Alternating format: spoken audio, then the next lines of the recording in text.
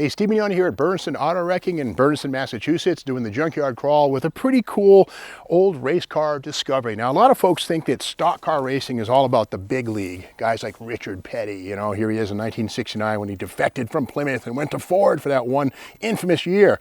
Well, there's a whole different world of sportsmen, dirt trackers, and cars just like this one behind me, which is what was known as a late model Roundy round stock car that ran here in the New England area back in the mid-1970s. Now, you got to love what you see here. Now, keep in mind, the Chevy Nova, this version of it, started out in 1968. These were semi-unitized construction cars. So what's this one doing sitting on a full frame? Well, we got to dig in and look. The yellow parts we see here are basically a 57 Chevy frame that the builders of this car put on, or they put this body onto. So basically it's a Nova body, probably about a 69 or 70, something like that.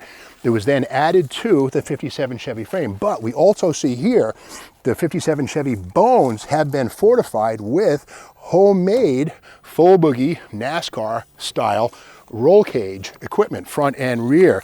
But you know, back in the day, you could actually buy a pre-made frame like this, choice of the pros right there, or you could build one yourself, and this is a great example of it.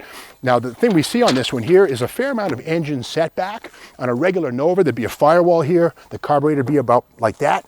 Well, this one here, we can see the motor sat back a fair amount, maybe 6 inches or so, which would be better for weight distribution, but you gotta love how the homemade firewall has the mechanical or a manual dual circuit master brake or master cylinder, an Axle coil right there, this vintage stuff. And on each front corner, we can see these weight jacks right here for wedging the car. And notice how that one there on the outside there's a lot of thread showing, which is to say that it's not that heavily loaded. This one here is cranked down. Left front corner, which you lead into the turn with, so this is wedged pretty tight, left front corner. And again, it's cool to see this homemade late model stock car. Now, the wheels on this are a mixture of original and hot rod stuff, if you will. The drums are from 1959 through 69 Buick. These are the front 12-inch drums found on Buicks. Again, front brake only. The rear brakes on those Buicks were iron, but again, the aluminum drums with a Winters adapter. Now, Winters is a company still around, and they made things like this right here, this hub, which allowed you to put a big circle, early Ford type wheel, wide wheel, of course, modified with maybe a 10-inch wide hoop, onto the aluminum Buick brake. We see it also on the back of the car. And as we make our way back, let's take a quick peek inside into the cockpit here. A moon style steering wheel with a red metal flake grip. You can see the pedals there. It was a 4-speed car, manual transmission for sure. And there's the old sun tachometer transmitter box on the firewall down there. And again, this roll cage, pretty beefy stuff, you know. And again, you know, whether you're running, the Daytona 500 or a local race at Monadnock or wherever it might be, the safety rules are in effect. And the doors don't open in this one. Again, it's just a steel skin added to this homemade roll cage and 57 frame. But going back to these brakes and the wheels, here we have it again, the Buick front drum brakes, which are adapted for use here, courtesy of these Winters adapters. Or sorry, these are Franklin. There you go, Franklin. Not Winters, but see the word Franklin right there. Cool. Okay, so not Winters. But anyway, these are full floating axle shafts. Here's the end of it right here. And the rear axle on this thing is pretty cool. This is a Timken rear axle. Go on, we'll switch places. And if you look at that axle, it's kind of a weird looking critter. Well, that's a Timken, also seen in Studebaker and Ford trucks of the 1930s, 1940s, like a 1-ton truck. Now, the deal with this is that you can actually take the driver's side half, 2 of those, and in the middle insert a Winters or a Franklin type quick change rear axle, or a Halabrand even. So this one here is a stock Timken style rear axle with an open drive. But again, that was what it took to go racing on a budget. But again, we come around to this side, and you gotta love the old Hurst shift boot right here.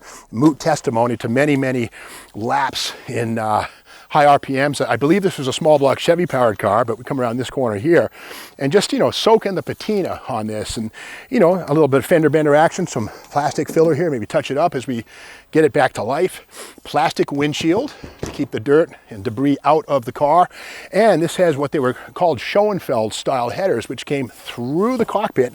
And here's a little bulkhead and a box to contain the header heat and the outlets as they make their way out the side. How cool is that? And the crowning touch on this puppy, the vintage Mickey Thompson Special Racing tire right there is Mickey Thompson, of course, Sir Mickey Thompson, land speed record legend, Pontiac Super Duty legend, 427 Camera, Boss 9. I mean, Mickey Thompson had his fingers in a bit of everything. A classic name in racing, and yeah, he made tires too. Now, we see on this here the name Mike Hastings. Now, this place, Bernardston Auto Wrecking, is owned by the Hastings family, and well, guess what? We have Mike Hastings right here. Mike, tell me about your Nova. Now, you ran this car back in the 70s or 80s? Late 70s. Yeah. And whereabouts did it run? Monadnock. Okay, Monadnock. We ran at Monadnock. I don't think this one went to Claremont, but it may have. We may have gone up there a couple times. Yeah, power plant, what'd you have under the hood? 292 punch 60,000, so 283 punch 60,000, so it was a 292. Okay, small block Chevy. Yep. And manual transmission, I see the clutch pedals, 3-speed, 4-speed? 4-speed transmission with the teeth cut off first gear because it was spinning. This has got a 667 gear. Okay, that Timken rear axle, 667s. 667s. Okay, yep. Okay. They come out of the hole pretty good. Yeah, now you're running in an oval or a circle, going mile. left. Okay, quarter mile, high bank. Okay, what kind of speeds would you hit in this car? 90. 90 miles an hour. Okay, so you're spinning 6,500 RPM, something like that, and just leave it in third, or what gear? No, fourth gear. Fourth gear. Okay, so second, Starting third, second, third, okay. fourth. Yeah. Yep. Was this car a winner for you? I did win once with that in 79. Yeah. So why is it parked here? Because my dad owned a junkyard. Yeah. That's where I figured someday I'd go old timer racing with it, and I got there and the car isn't. Yeah, I got to say, this car has a beautiful patina. And these days, I love to say it, that car, just give it a mechanical refresh and hit the road, or the track with it, And that's what I had intentions of doing. I don't heal up so good as I used to heal. Yeah, and I know the feeling. But yeah, you're recently retired, right? A heavy equipment operator. Yep. Right on. Well, yeah. Recently retired, like beginning of May. All right, so you got time to mess with this. I could, but I have other things to mess with.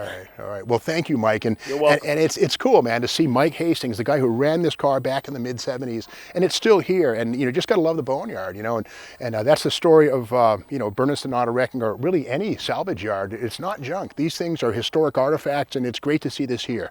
So if you like this video, stay tuned and subscribe to the Steve Roundy YouTube channel.